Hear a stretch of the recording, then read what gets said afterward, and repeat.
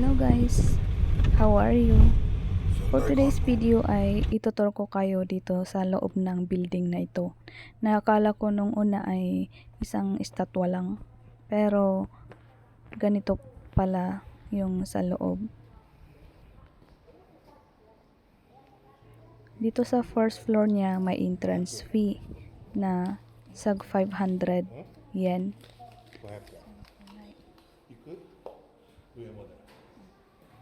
Ito na nga, magbabayad yung kasama ko. Siya yung manager eh. Ito pala yung kasama kong hapon sa work namin. Dahil day off ko ngayon, inaya kong pumasyal at isa ito sa aming pinasyalan. Ito yung tinatawag nilang Kannon Sama. At ito na nga, nakabayad yung kasama ko. At ito yung binigay nilang ticket. Dito sa first floor niya, may mga monumento or statue kang makikita. Di ko alam kung ano ang mga yan. Akala ko ito na yung mga character sa anime. Parang si Naruto. Pero tinanong ko yung kasama ko, hindi daw. Nakita ko nga pala sa unahan na okay lang ang camera. Kaya no worries po. Okay lang na mag-take daw ng pictures or videos. At nagtataka lang ako bakit hindi maubos-ubos ang mga nakalinyang mga ito. Ayan. Ganyan sila. Dahil nga ignorante tayo. Basta tingin-tingin na lang tayo dyan. Ang lawak pala.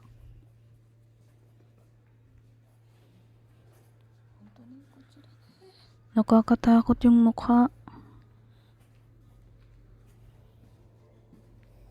Para silang ito siguro yung mga gwardiya kasi nasa first floor sila. Ito yung pagdadaanan mo bago ka aakyat. Naku. At ito na nga. Sa puntong ito, parang nanginginig na ako sa mga nakikita kong mga ito eh.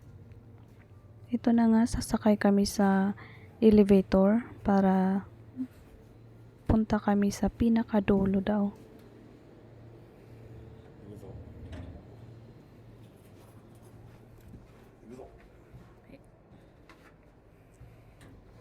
Sa loob ng elevator ay parang may kakaiba na akong nararamdaman dito. Pero ini-ignore ko lang kasi nga may kasama naman ako. So after a few minutes, ito na nga, nakarating na kami. Nakarating na kami dito sa pinakadulo. Ito nga pala ay, yung pinakadulo pala nito ay 12th floor. So nasa 12th floor kami. Ayan, kung nakikita nyo yung sign dyan. At sa pinakatuktok nito ay ito may mga bintana. At iyon, pinasilip sa akin. Ganyan yung makikita mo sa labas. Wow. Ganda.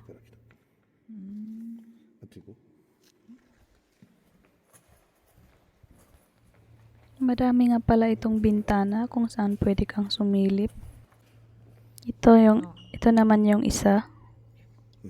Wow. Makikita mo yung maraming building.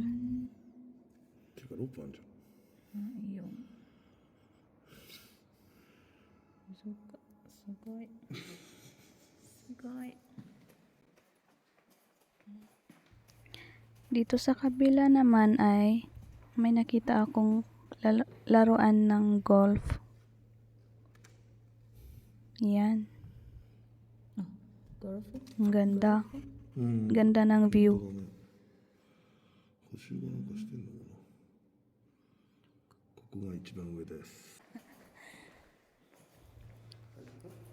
So ayan, tapos na naming nilipot yung 12th floor. Pababa na kami dito sa 11th floor. Ayan nga pala yung sentro ng building. Ako, nakakatakot.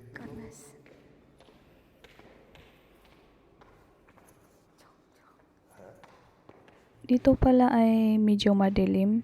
Yung talagang nag-iilaw lang ay yung andun, yung mga nasa wall na mga ilaw.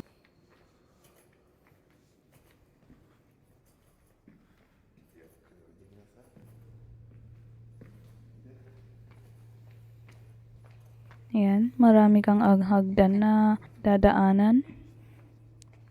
Wow, ipay ka. Juni kay. Wow. Paulit-ulit niyang pinapakita yung sentro. Ayaw ko namang tingnan kasi nakakatakot nga para akong mahuhulog sa baba.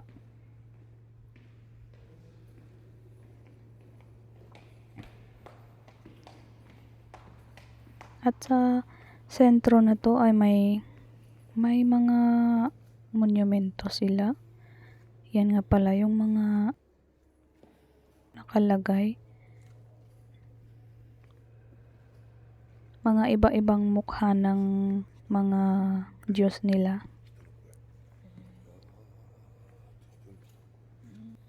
Akala ko pare-parehos lang yung mukha. Pero magkakaiba pala. Yan o, may nagpe-pray. Yan. Bababa na kami sa 10th floor. Sa puntong ito ay nakakaramdam na rin yung kasama kong hapon. Parang may kakaiba daw siya, kaya sinasabi niya natatakot siya.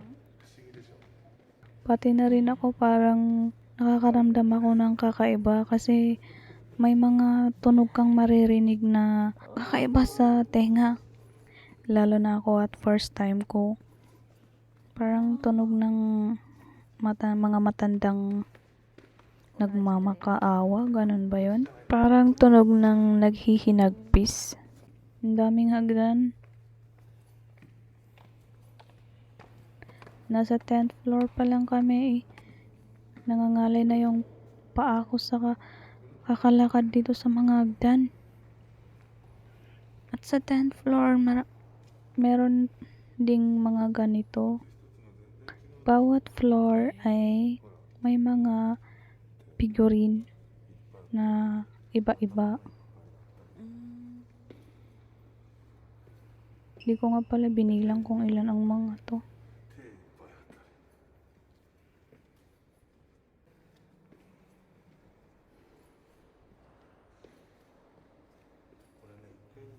Hindi ko naman mabasa yung yung caption sa taas kasi nakakanji siya. Napansin ng kasama ko itong may kasamang dragon. Dragon. Inaalayan ang mga ito ng mga bulaklak. Pinapakita niya sa akin yung iba't ibang klase. Mula sa 10th floor ay bababa na naman tayo doon sa 9th floor.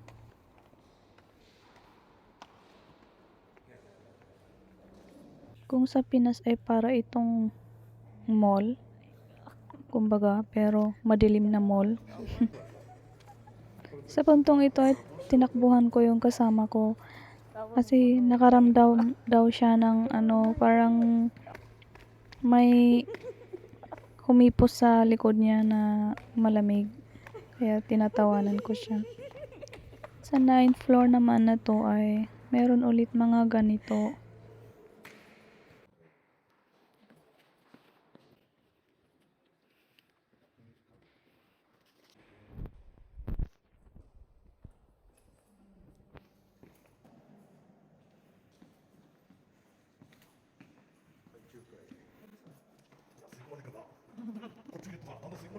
Nasa 9th floor tayo. Yan. Hagdan na naman pababa. Punta sa 8th floor. Tinatawanan ko yung kasama ko kasi hindi ko na mapaliwanag yung kanyang mukha kasi para siyang nakakita ng multo. Parang padilim ng padilim habang bumababa kami. Kakaiba talaga yung sound na naririnig ko dito. Parang yung umaalingaw-ngaw na nagmamakaawa, ganun.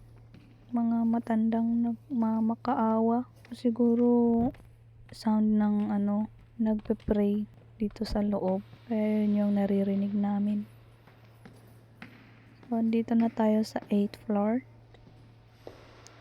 Ayan. Meron ulit ganito.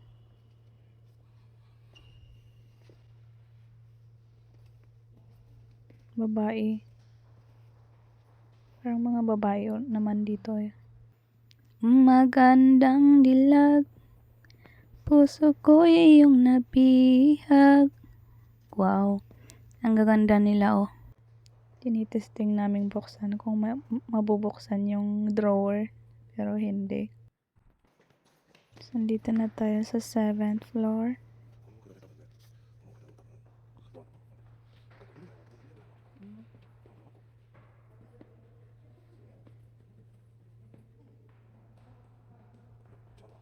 Ayan. So, dito naman tayo sa 6th floor. Naku,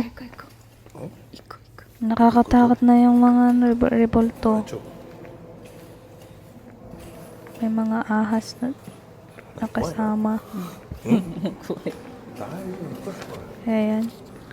Forward na lang tayo. Sa 5th floor naman tayo. Buluga! Fast forward ko na lang para hindi tayo mainip. At kasi hindi ko na kayang tingnan ang mga to. Nanginginig na talaga ako. 誰か喋ってる。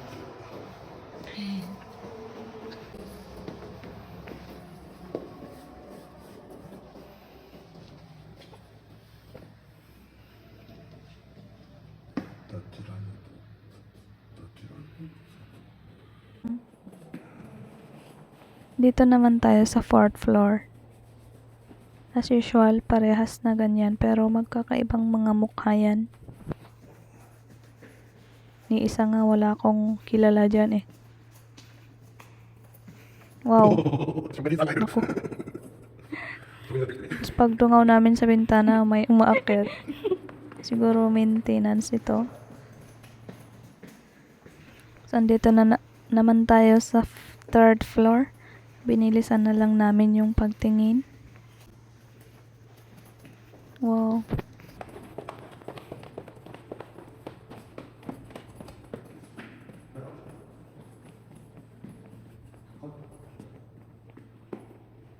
And dito na yun sa 2nd floor. Wow, may upuan daw dyan. May mga display sila. Sa wakas, nakababa na kami dito sa 1st floor.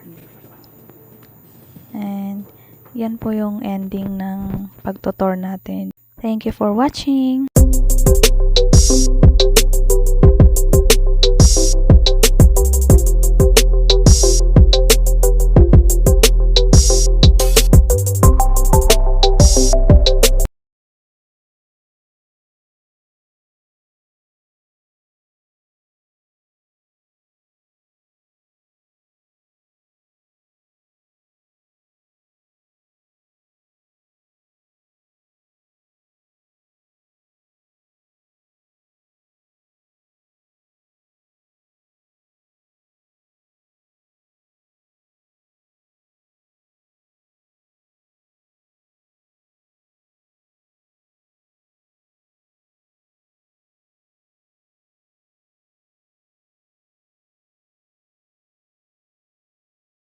At dahil nga atat na kaming lumabas dito, binilisan na lang namin. And ayan. Dito na kami sa 1st floor.